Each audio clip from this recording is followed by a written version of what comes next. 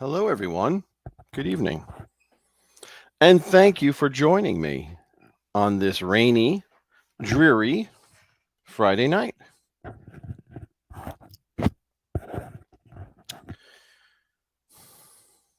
How we doing?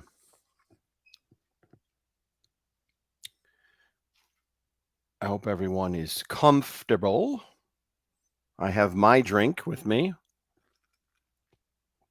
to sip and relax a little bit. I hope everyone is relaxing, getting comfortable for a nice story. Let me begin by saying hello to whoever is here. I see Patty Daly, welcome.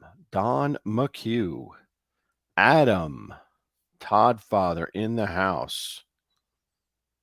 Chris Trock checking in. BK Skip. Nice. Ralphie, good to see you, my friend.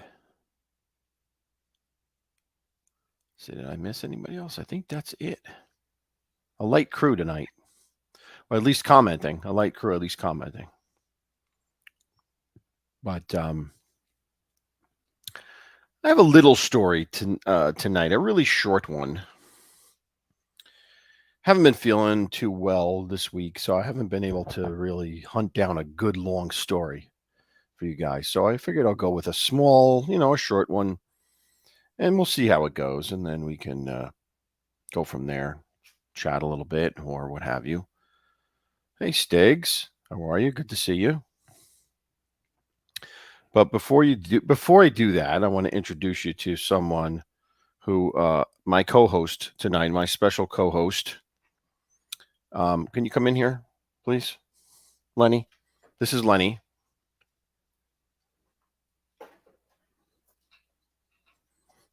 This is my co-host for tonight. And I think he's going to have a good insight on the story. I mean, I could be wrong, but, he's pretty good. He's kind of relates to it a bit, I think. But Lenny, why don't you say hello to everybody? I don't be rude. You got to at least say hello to folks.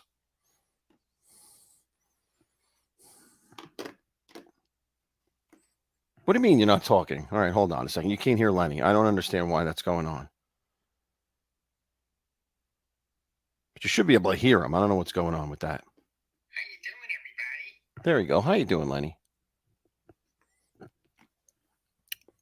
So tonight, I want to give you a story that goes a bit back. Don't get in my way, please. Before I do that, obviously, I have to start my little candles here, right? We can't have a story if there's no candles.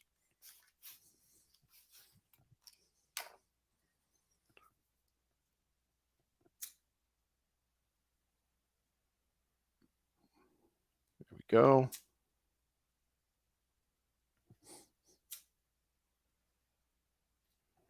There we go. We have our candles lit. We have Poe. Wait, hold on. We got Edgar. And we got Poe here. Whoa! Whoa! Can't have that. But there we go. Let's get that out of the way here before I shut my light off.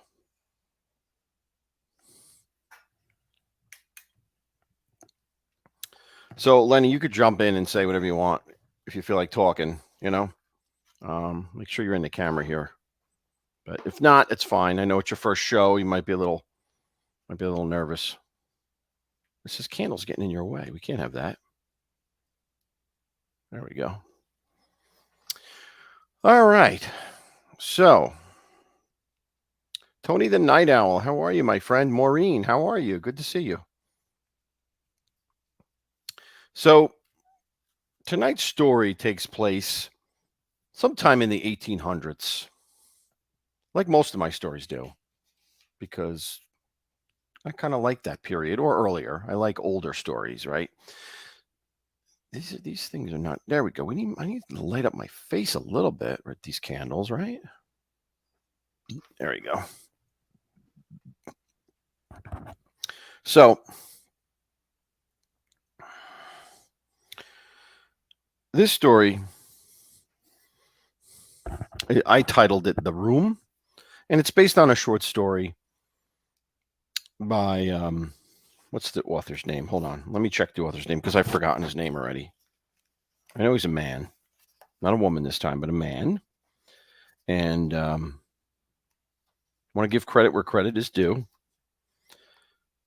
Harold Ward is the author, and he wrote a short story called "The Closed Door." But I changed it a little bit, so I'm calling it "The Room."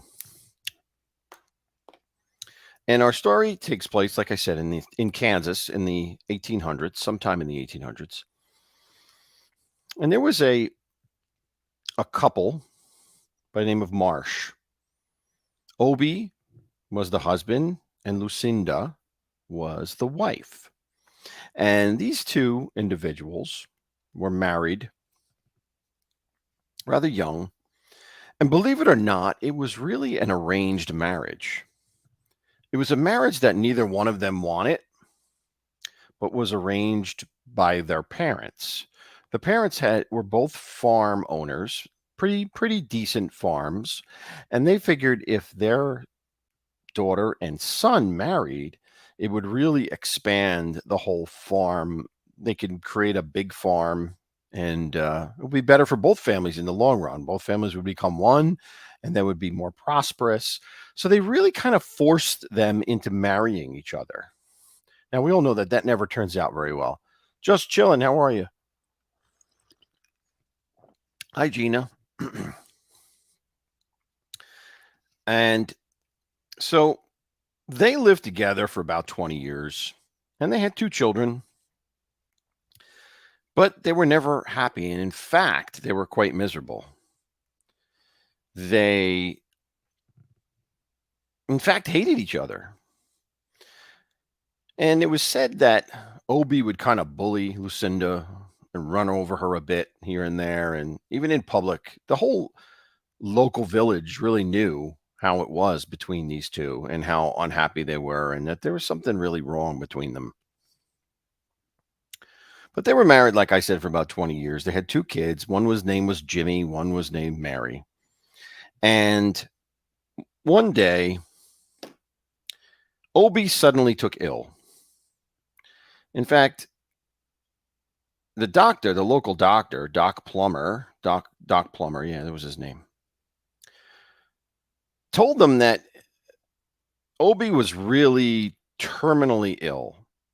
He didn't know when he would go. It could be months, could be years for all he knew. Remember, back in the 1800s, they weren't really that savvy in terms of medical science and knowing these things and predicting what could happen. But he knew that whatever Obi had, it was terminally ill. So Obi was bedridden a lot and was grumpier than ever. And Lucinda was even grumpier, was even angrier having to deal with him, really didn't want to deal with him. Until one day, our story really opens up in their one of their rooms. Now they lived in different rooms because they hated each other. So this story opens up in Obi's room, and Obi's bedridden, pretty much bedridden. And he wakes up one morning and he's in a lot of pain. And he calls for Lucinda to come in, and Lucinda comes into the room.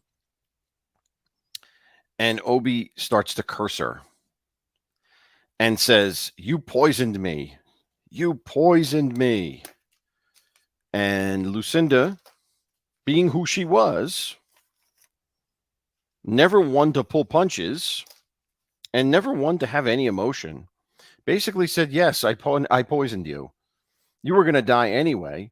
So I just hastened it. And I can't stand you anymore. In fact, I've hated you the entire time. You've hated me, and I've hated you. Let's stop kidding this. I just did you a favor." And what she had done was she had taken poison and mixed it into his medicine. And before he went to bed that night, she gave him his normal dose of medicine, but this time it had the addition of the poison in it. So he woke up in tremendous pain as the poison was rilling through his veins.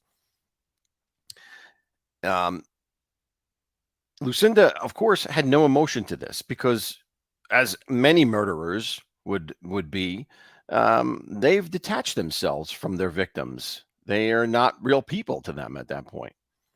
But anyway,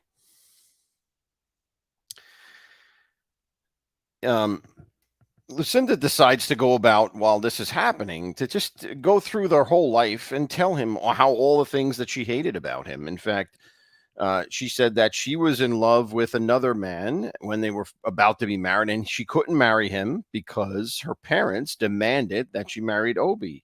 And then Obi was in love with another woman, and he couldn't marry her because the parents demanded that they be married. And she said, "Obi, you took it out on me all these years and made my life a living hell." Well, Obi is writhing in pain at this point and says, and just basically cries out, "You hellion, you killed me. You killed me. You'll hang for this. They'll kill you right after I'm dead." And Lucinda just coldly looks at him and says, "You're probably right, but a little peace on earth away from you is probably worth the hanging." And Obi's response was, "I hope they torture you in hell for what you've done to me. The pain, the pain, the pain. It's like a knife jabbing into my throat, into my throat, into my stomach, into my side. It's like a knife jabbing me over and over again." Once again, Lucinda wasn't moved by this at all.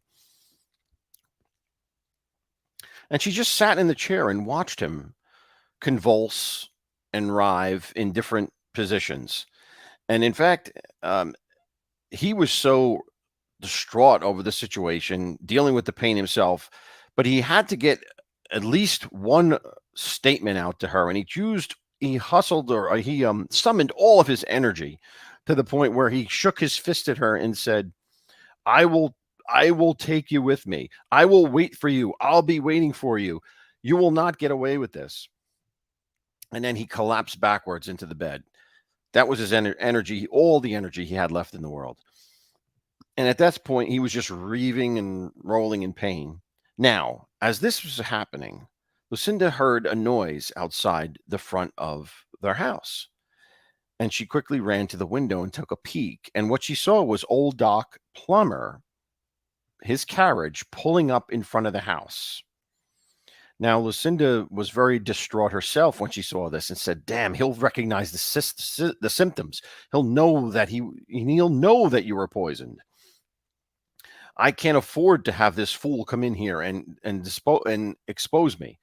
So in that breath, she looked around the room and saw an old sheet that was lying above a chair in the corner.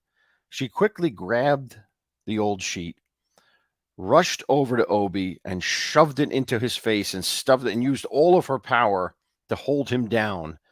And as he grasped for his last breath, he struggled and struggled, but eventually he gave in and passed right there. And just as she realized his body tensed up and went limp, she realized that she had accomplished what she wanted to do finally. Obi was dead, and she quickly had to get rid of the sheet before Doc Plummer came into the room. So she threw the sheet over the chair at the end of the bed. And just then Doc Plummer comes into the room. She immediately turns to him and says, "He's gone. He passed during one of his spells, one of his convulsion spells. The kids are at school, and I couldn't send anyone to let you know. But don't say you're sorry because I hated him, and I'm glad that he's dead." Well, Doc Plummer kind of looked at her and said, with a sympathetic look, "I'm sorry. This is a traumatic experience for you. Please sit down and take a breath." And that response elicited anger out of Lucinda. And she said, "I don't need a breath. I'm happy he's dead. I never loved him. I hated him. He made my life miserable. I'm glad he's dead, and I can't wait to get the body out of this house. This is my house now." Well, Doc Plummer wasn't moved by this at all. Being the experienced doctor, having counseled many of a patient through the loss of family members, he took this reaction as simply grieving, one of the stages of grieving. And he put his hand on her shoulder, sat her down in the chair, and said, "Don't worry about it. I'll take care of it. I will call the undertaker. I will go and let the kids know what happened. I'll break the news to the kids." So Lucinda just sat there and looked at him. And as he was leaving, she said, make sure Undertaker Reynolds gets here and takes the body with him. I want him out of here, and I never want to see this room again. I will never set eyes on this room again." So eventually, the Undertaker comes and prepares to take the body out. And he asks her what services she wants. He goes, "The cheapest services imaginable. I've hated him my whole life. I'm not going to spend a dime on him. I hope he rots in that grave, whatever grave you find for him." She said, "I wouldn't even attend services if it wasn't for people talking about me not being there." Well, the Undertaker just went along with it and took the body out and prepared for the services to be done. And so Obi Marsh was put to rest in the local cemetery in the cheapest pine box in the most inexpensive part of the cemetery. And his funeral services were attended by only his children and his wife, begrudgingly, and a few people in the neighborhood, because Obi was not well liked, that's for sure, in the community. And thus begins Lucinda's life alone. Now, she didn't have many friends, and she blamed that on Lucinda. I mean, I'm on Obi, because of his abusive nature, that no one wanted to be around him. And she wasn't going to start now. So she just proceeded to live her life take on the farm chores, do all the chores herself, make the farm continue to produce. And see, Happy to be here. I don't know what that was all about. Um, Lenny, we know you're happy to be here. So yeah, so she goes about this and says, I'm going to live my life my way. I don't care anymore. And she does. She makes the farm a success. She continues to raise her 2 children to the point when her children actually grow up and get married. Her daughter gets married and moves to another town nearby. Her son eventually marries, brings his wife to the farm, and proceeds to work the land for his mother, and raises a family and has 6 children. And they become part of this farm and part of this family. But one thing has always been the case: the minute Reynolds removed the body of Obie Marsh, Lucinda locked Obie's room, went upstairs, put the key in her dresser, and never touched it since. No one in that house was ever allowed to go into that room. In fact, that door of that room was not ever opened. It was simply left the way it was the night Obie died. Or the morning, I should say, Obie died. So as the kids grew up, the kids knew never to go near that room. In fact, it became a bit of a superstition to never go near that room or touch the door knob or have any interaction with the room. When they would play after dinner, they'd play on the other side of the room. After all, Obie's room was right off of the parlor, so they'd be playing in there, and they would never go near that room and never touch it. So this went on for many years. And eventually hard times came. A drought came, which hurt the crops. Locusts came at one year and ate the crops. The drought came and prevented the crops from growing. There was economic stress where banks were foreclosing. And her daughter's husband's farm in the nearby town was foreclosed on. So the daughter and her kids and husband move in and Lucinda welcomes them, never with any emotion, but with a sense of duty. She brought them into her house because Lucinda was incapable of loving, and her children even knew that. And as times continued to get harder, her brother-in-law, her daughter's brother-in-law, her daughter's husband's brother lost his farm. And she came to her mother and said, they're out on Skid Row. They have no place to go. Lucinda simply turned to her and said, what are 4 more people, 4 more mouths to feed? Bring them here. So it's ironic how a woman with no emotion, incapable of expressing emotion, would do generous things at times for her family. And it was done in a very robotic and mechanical way. So with this additional 4 people coming into the house, they had to figure out where they would sleep. So Mary proposes to her mother, what about Father's room? Father's room is how they always referred to that part of the house, Father's room. Well, Lucinda looked at her and said, no one will open that room. And then Mary said, but what are we going to do with these people? They need to sleep somewhere. We can't put them in the parlor. The other rooms are taken. We can't put them in the kitchen. That's 4 people that need to sleep. Well, Lucinda was resistant still, but Mary eventually broke her down. And after much anticipation, Lucinda agreed to allow the room to be opened. But Lucinda said this: if anyone is going to have to sleep in that room, it'll be me. I will not put that evil on anyone that comes into my house. Because Lucinda actually thought that the room was possessed with the evil of her husband. She considered her husband to be so evil and bad, ironically. And she thought that room possessed his spirit, and she always remembered his last words, that he would be waiting for her. When she least expected it, he would be waiting for her. So she agreed, as the family would be arriving the next day, that she would open up the room in the morning and let it air out. After all, it had been 20 years since that room door had been opened. So the family went to bed that night, and Lucinda went up to her room, and she found that she couldn't sleep. She found herself up, looking around, staring into space. She got up, sat in a chair. As a storm slowly approached from the distance, she heard the crackle of lightning and the rumbling of the thunder as it came closer. And as the winds began to push up against the house, the rain shattering against the house, she suddenly heard the words, now, now.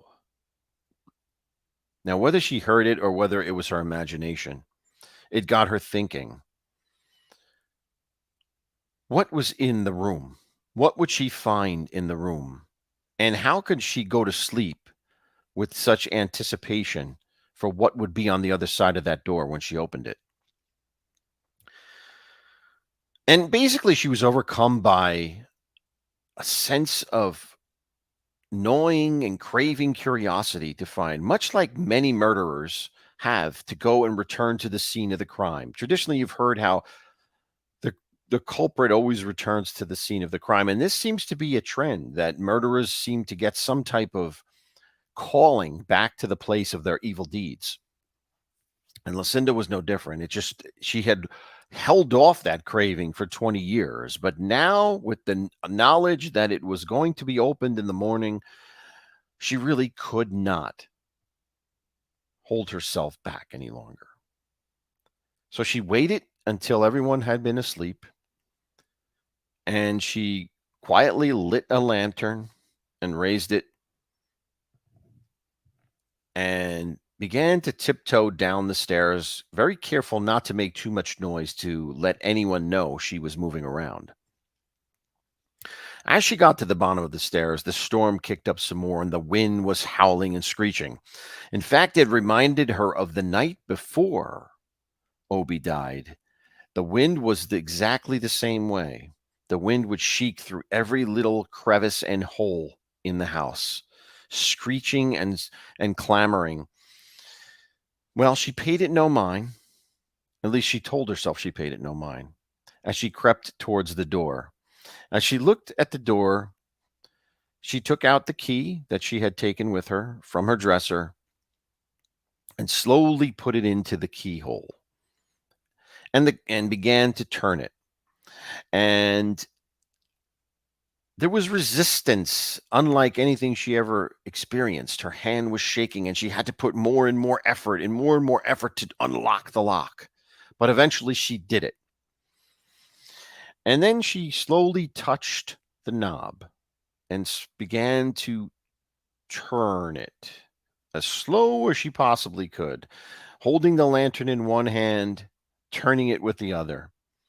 And as she heard the click of the doorknob opening, she pushed on the panel to make the door go forward. And with that, the door swung open instantly. Lucinda crept into the room, held up her lantern to see what was there, and a great sense of dread came over her as she saw the room exactly as it was the moment she murdered Obi. The bed was unmade. The pillow that Obi clutched with his last grasps of strength was tucked where it was in the corner and indented by the pressure he made from his convulsing hands. Everything in the room was covered in dust, 20 years of dust.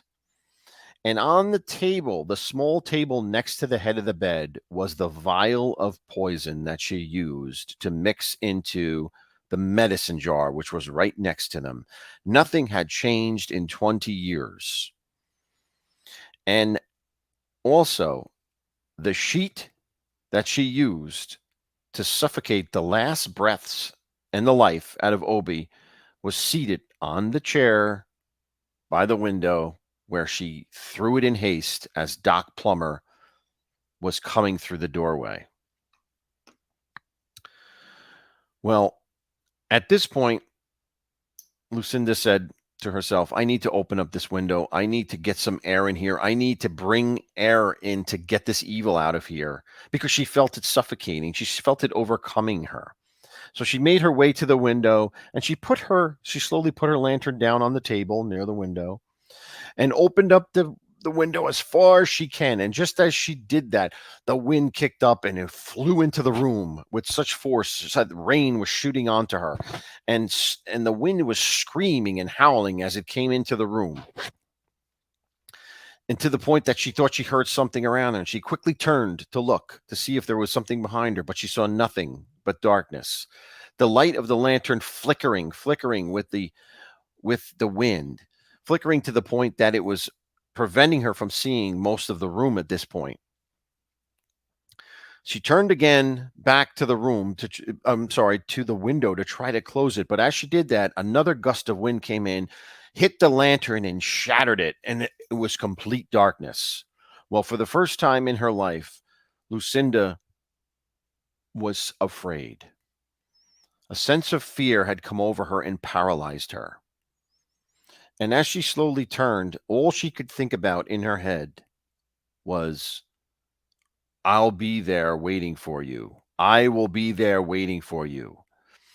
And as she turned slowly into the darkness, in the corner of the room, she saw, rising from the depths, the bottom, a white figure, rising slowly and extending what appeared to be arms at her, and began to float quietly and slowly and softly towards her. Well, she was frozen with fear at this point and couldn't move. And she began to back up slowly, very, very slowly, because that was the only thing she could do. And she saw the image, the white image, kind of materialize, and she saw a beard. And then she knew that that was Obi's beard.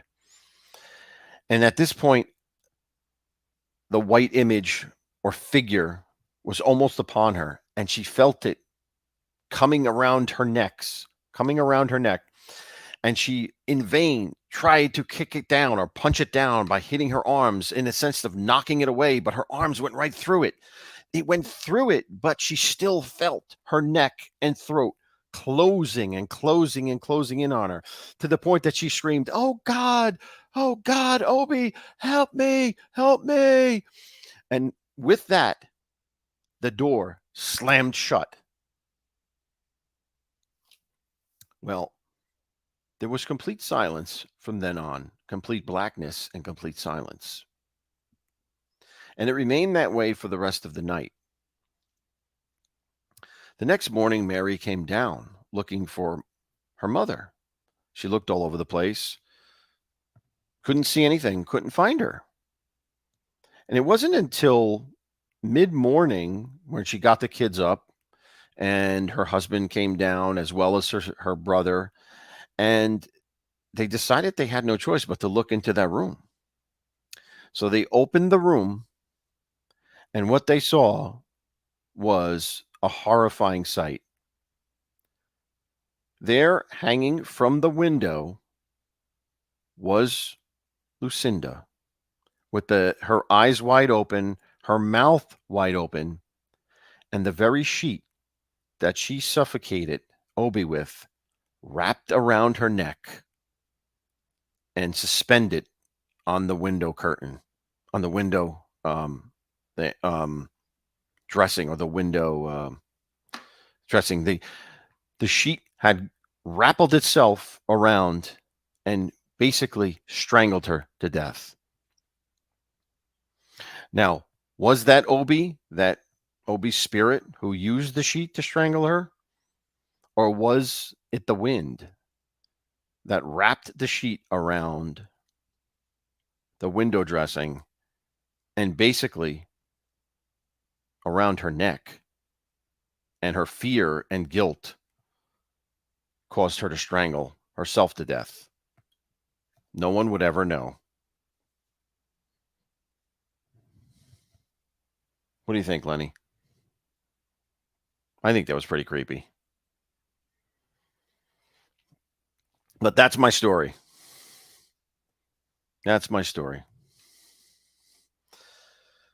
So I see some more people came in. I want to say welcome, William. Welcome, Gina.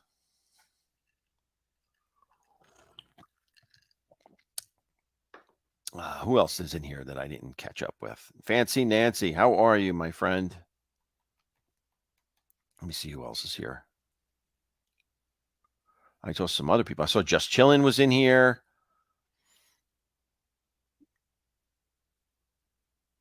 Anyone else here? Gerard was here. How you doing, Gerard? Good to see you. Gianni stopping in to say hi. How you doing? All right. Bunch of folks stopping by. Very nice. Thank you, guys. So that's my little short story for today, for tonight. I thought it was kind of creepy. And when I read it, I could actually feel the chill of her in that room. That's what really got me.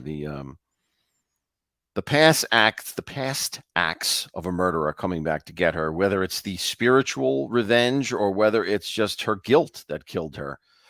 One would never know, but it's poetic justice. Let's put it that way.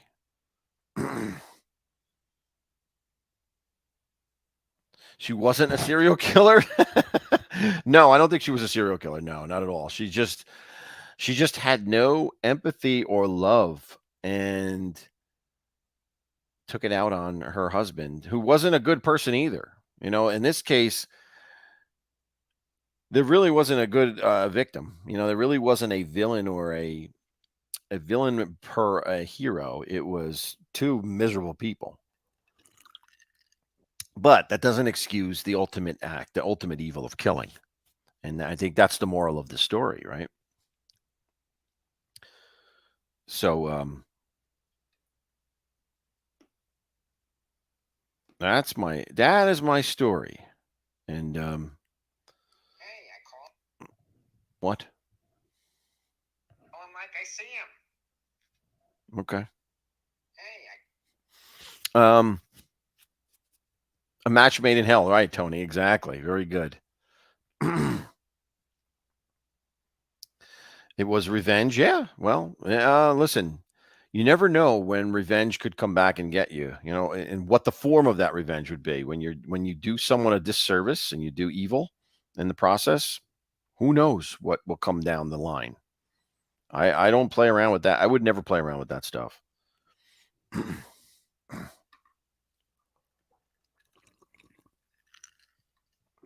But I don't know. How's everybody doing? Lenny here says hi. He doesn't have much to say, though. He's kind of quiet. Maybe that's because it's his first show. But maybe he'll get more vocal next time. But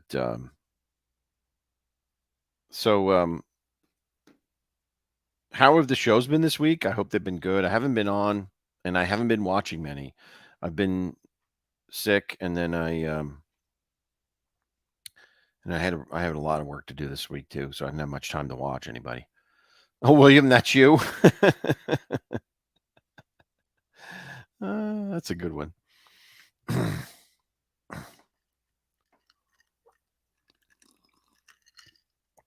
tell you, this old fashioned is pretty good. And I have some popcorn here. What else do you do on a night like this? Eat some popcorn.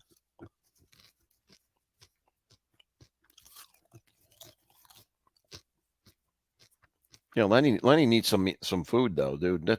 You're skinny. Make sure you eat it.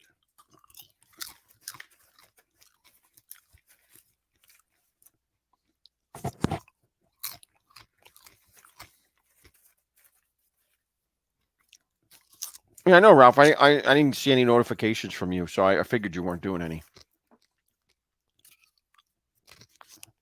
Godfather hasn't been doing shows.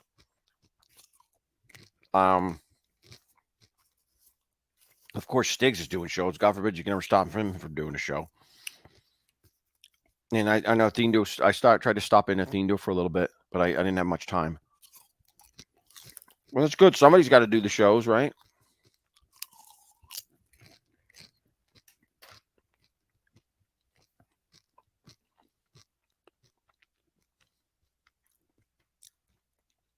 Godfather, I hope that you're getting some rest because that's not good. You got to get rest. It's the only way you get better.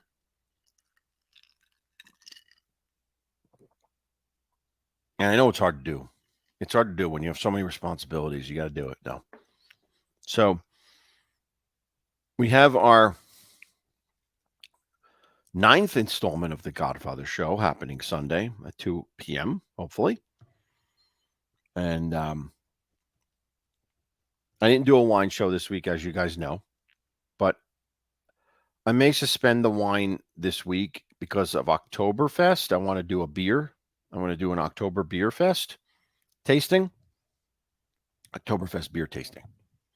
So that's what I'm thinking I might do on Thursday instead of the wine. We'll save that wine for in the week after.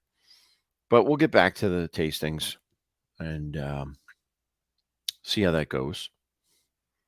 And then I got to think of another. I have a good idea of some more ghost stories. I just have to plan them out a little bit and think about them. And on the Halloween show, I'm going to do some Legend of Sleepy Hollow stuff, which I think you'll find interesting. So, tune in for that when I do that. It'll be fun stuff. A Bud Light night?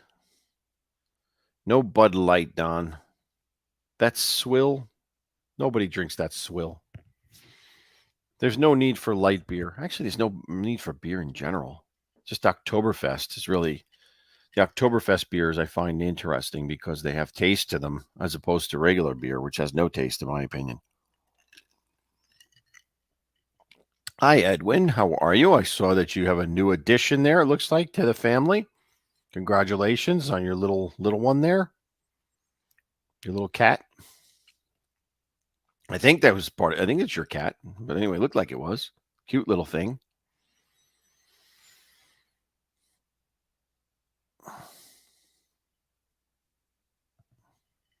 Yeah, Don's a lib. Don likes Bud Light.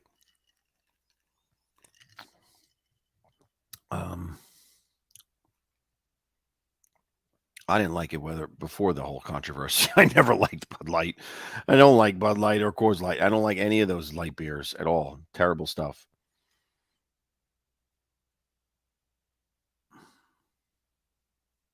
Oh, thank you, Gene. I appreciate that. Yeah, you have to take care of yourself. You have to. Especially at our age, you can't screw around, You're not 21 anymore. You can't just keep go, go, go, go. You got to get rest. Otherwise, it's going to catch up to you. You can't do that. But what did I do here? Colt 45? Yeah, no Colt 45 for me. Malt liquor? No malt liquor for me. Yeah, listen, I don't drink a lot. I mean, this is the drink that I have once a week. That's it. And then I end up wasting a whole bottle of wine on Thursday because I have the one glass. And then basically the rest of the week I don't drink it. So it just kind of goes bad. Either I freeze it or it goes bad. So, I spend it adds up the money, spending on the wine every week like that. So it's not, I'm not, if I miss a wine tasting, it's no big deal because it's just, more money down the toilet.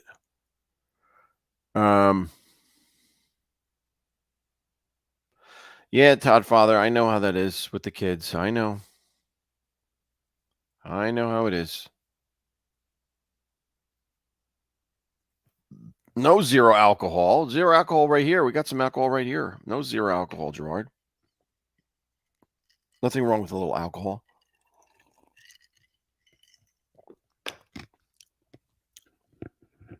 What's wrong is if you drink a lot of it. That's what's wrong with it. Like anything, I guess, in life. Like mostly anything in life.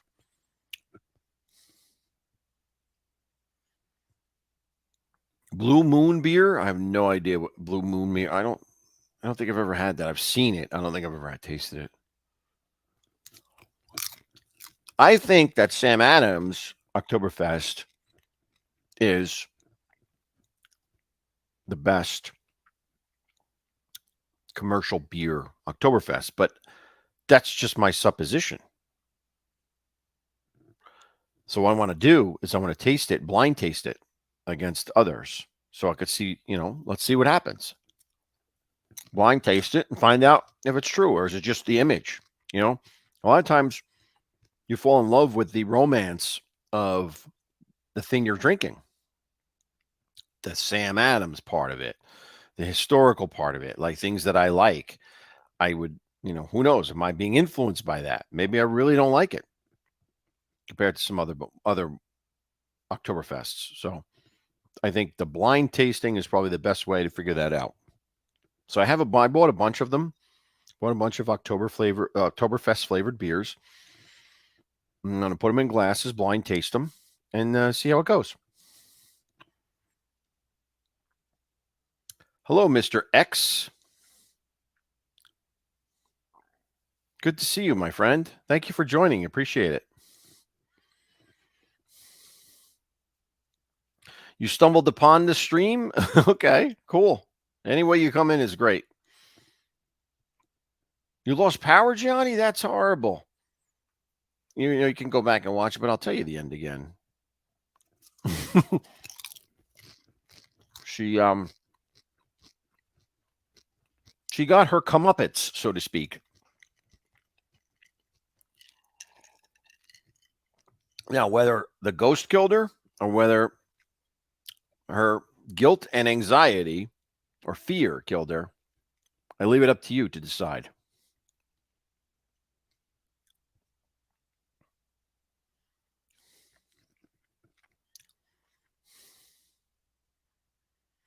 Yeah, listen, you people, whoever likes beer can like beer. That's fine. I am not a beer drinker. Really, I'm just not a beer drinker. And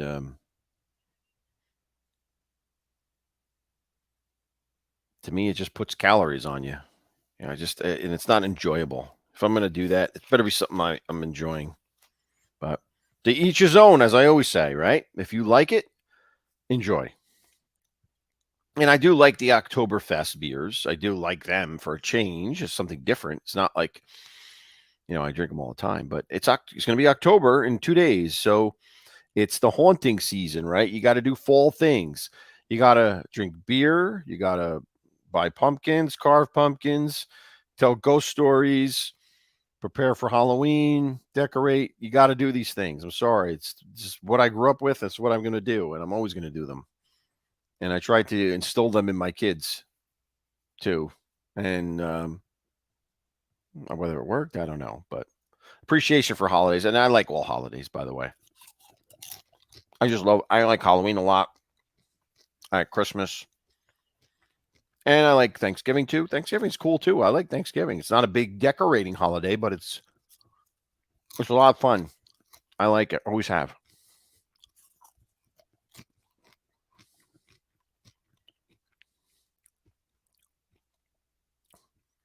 Peroni Nosto Blue? What is that? What is the blue part of the Peroni?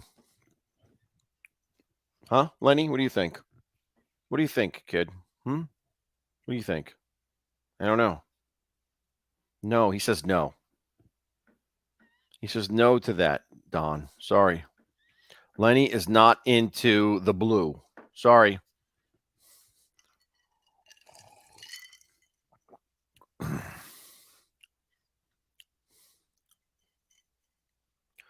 Trappist beer? What is Trappist beer, Gerard? Trappist monk beer.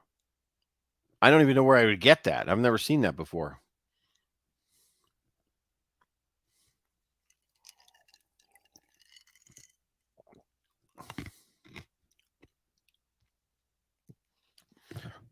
If I can find it, I'll do it. Sure. Why not? I like to do things that that you guys want to see. Absolutely.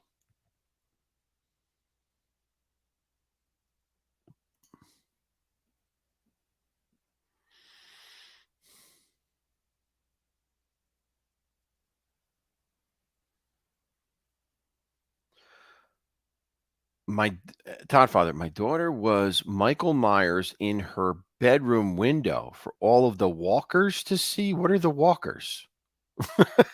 What are the walkers? What is I don't understand. Is that you mean trick or treaters?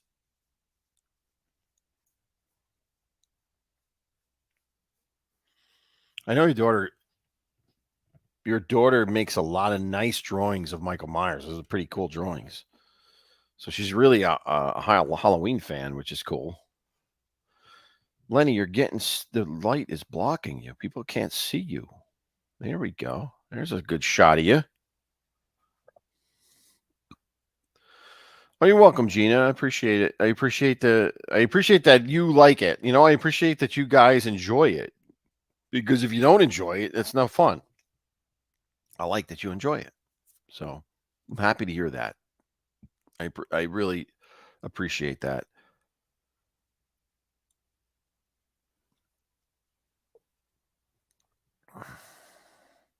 Thanks you, Maureen. Thank you, Maureen.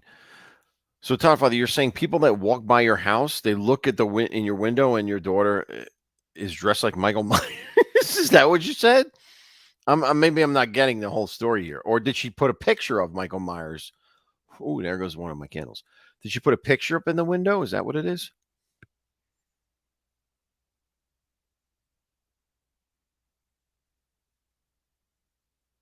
Oh, cut out. Oh, I hear you. Okay. Okay. Got it. Okay. Cool. Yeah, what's going on here? Why did this go out? I just blew my own candle out. What the hell's going on here?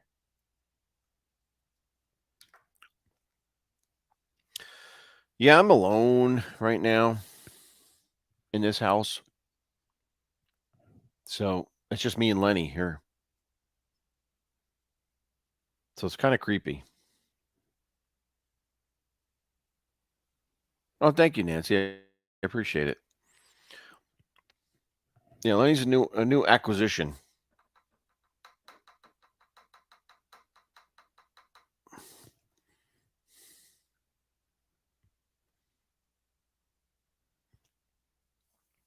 You can buy Trappist beer online.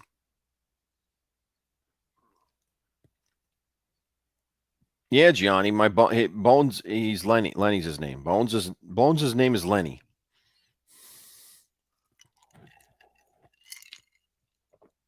I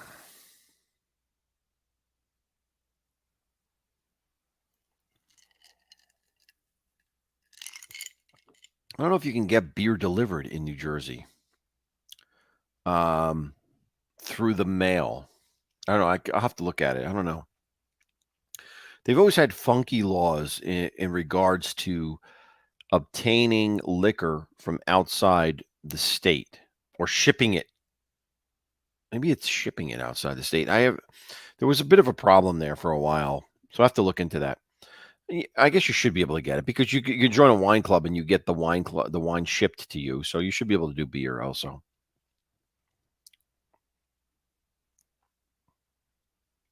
Looks like Hoffa. I don't think there's any bones left of Hoffa.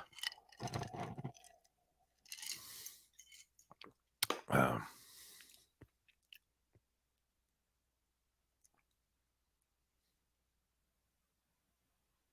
there's a presence. Yeah, I know, Don. I know. Freddie DeFox ate Lenny, the real Lenny. Yeah, this is all that's left of him. Freddie DeFox. I tell you, Freddie demolished that ball in the yard. It's gone. It was totally destroyed. Either him or his family, or a member of his family, totally destroyed that ball. It's totally ripped apart.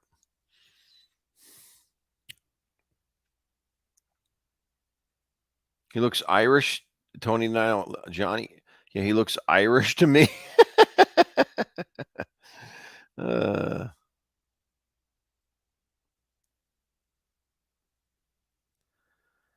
Liquor and cigarettes were a problem. Yeah, yeah.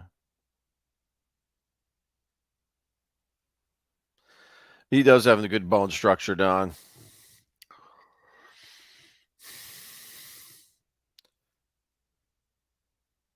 Yeah.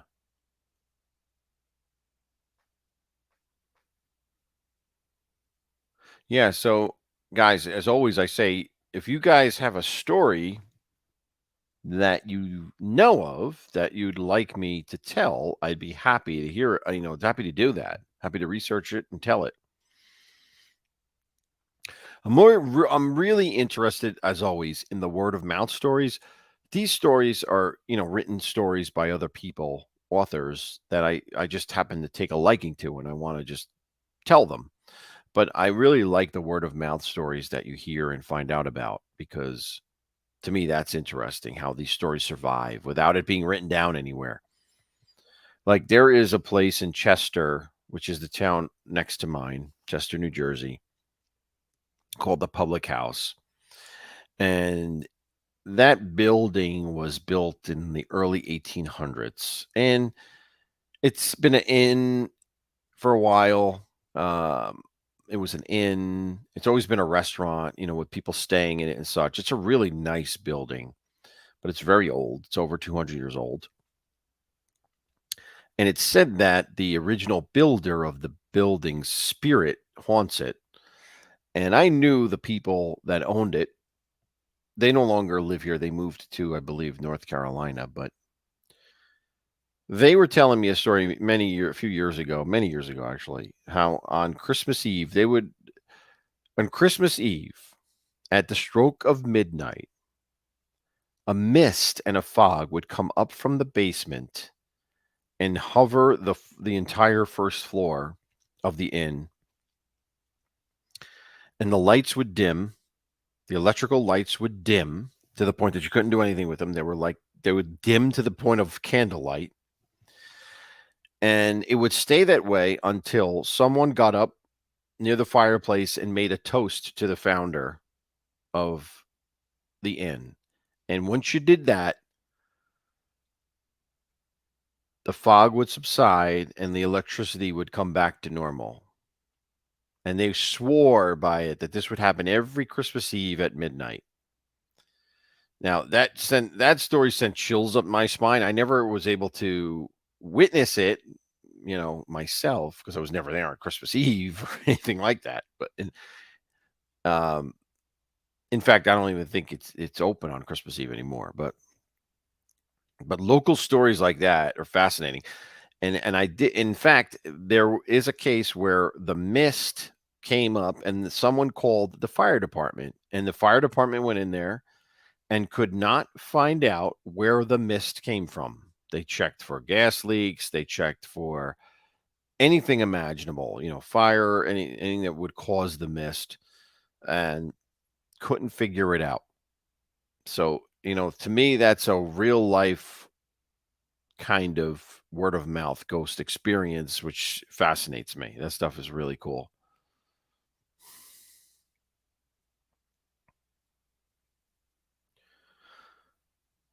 Oh, so Gianni, it's called Jonathan Pasco's that they say is haunted by Pasco himself. Interesting. Okay. Yeah. So you never can tell. I guarantee you, every town, no matter where you live in, has some type of ghost legend or word of mouth story. So if you find it, let me know. I would love to collect them and give them some life on YouTube. I'd love to, tell them and give them a life outside of the local area where they are because some of them are fascinating.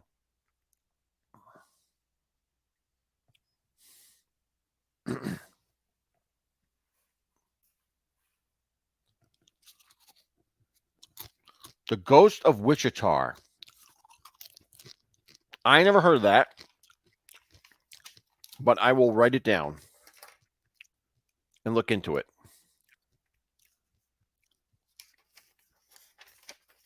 Ghost of Wichita. Interesting. I'm writing it down, Lenny.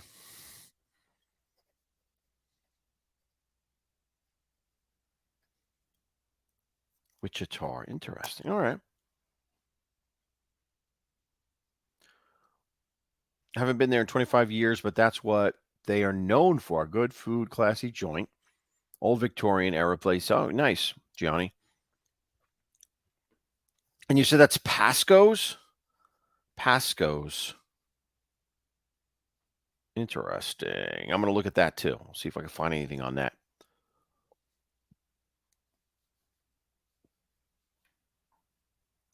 Jonathan Pasco.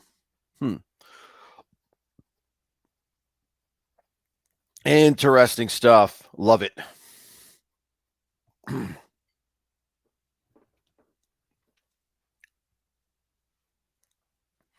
So I thank you guys for that. I appreciate that. I'll look at those too and see what I can find out.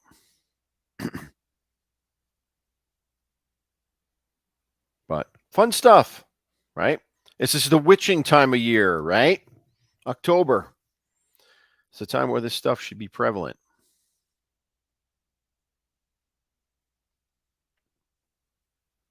A cemetery?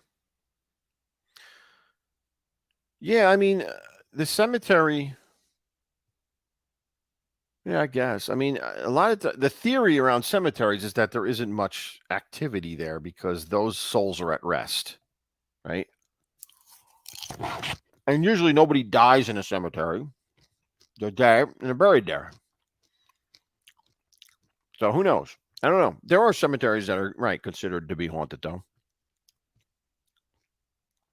In fact, there is one in Lamington, New Jersey, which is not that far away from here, where John Honeyman, I did a video on John Honeyman, who was supposed to be a spy for George Washington.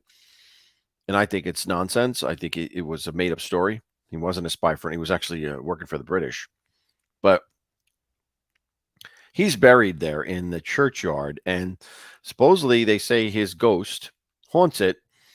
And someone has a picture of it, of the spirit, above his grave, like above his tombstone. So I always wanted to go and check that out. Maybe I will.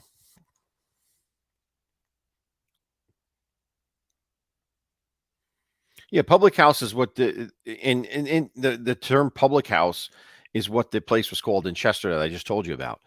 So that's a common name for like those older establishments that were inns. The public house, yeah.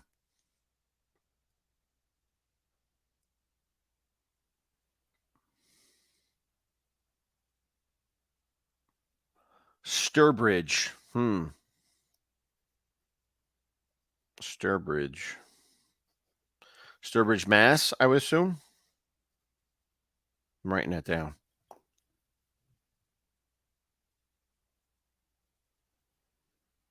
Yeah, German, right. Oktoberfest. Yep. Yep. German beer. Yep. Absolutely.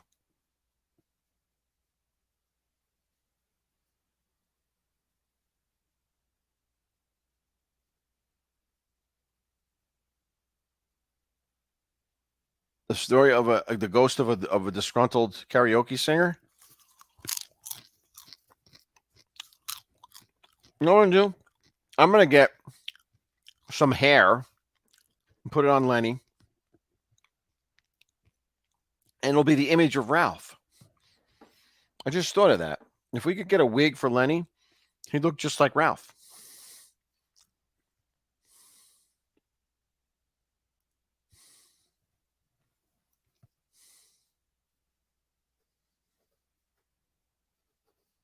In Dakota, is that an Indian legend? Don, is that an American Indian legend?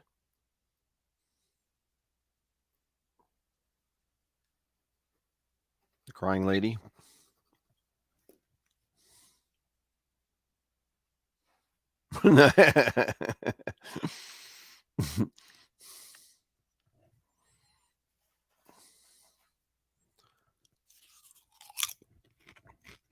All right, guys. Well, I just want to say thank you for all of you stopping in, listening to my story. Please like if you can. Give me a like. It's helpful. And consider tuning in on Sunday for the Godfather shows.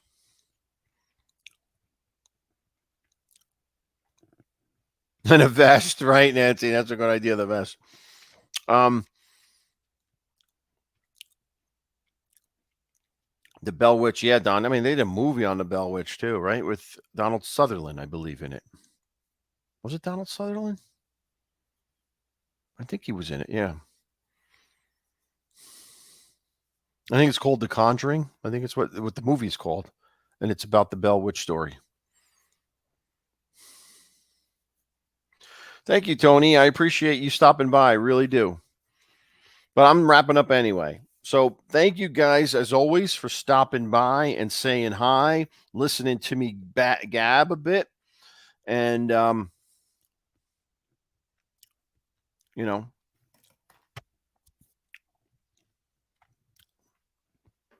it's always a pleasure to give you a little tale on a Friday night. Hold on one sec.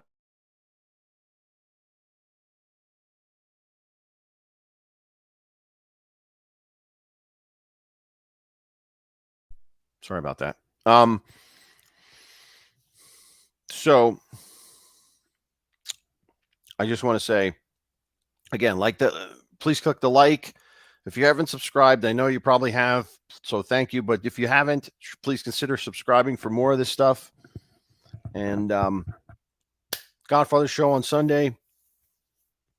I'll find more ghost stories. I'm going to look into these that you guys suggested, which is great. Thank you. If we like Lenny, we can ask him to stay around for next time. If not, we can give him the boot. What do you say, Lenny? What do you say? You wouldn't catch me dead in that room. A little late for that comment, though, Lenny, don't you think? But anyway, Hey, I call him. I want to say thank you for watching. And Good night, folks. there you go. Lenny just said good night. Say it again so they can hear you. Make sure they can hear you. Good night, folks. Okay, thanks, Lenny. Hope everyone has a great night and a good weekend. And as always, build the guild. And remember, stay scared. Right, Len? You got it. Have a good night, everyone.